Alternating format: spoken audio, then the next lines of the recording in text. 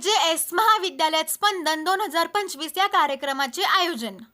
याबाबत सविस्तर वृत्त असे की राष्ट्रसंत जनार्दन स्वामी महाविद्यालयात स्पंदन 2025 या कार्यक्रमाचे आयोजन करण्यात आले आहे।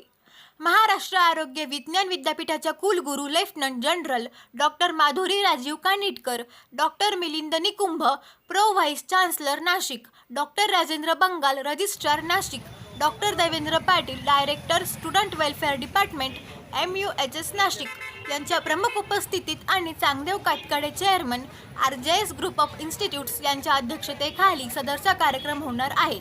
प्राचार्य डॉक्टर दिनेश राव यांनी विद्यार्थ्यांना या कार्यक्रमात सहभाग घ्यावा असे आवाहन केले आहे।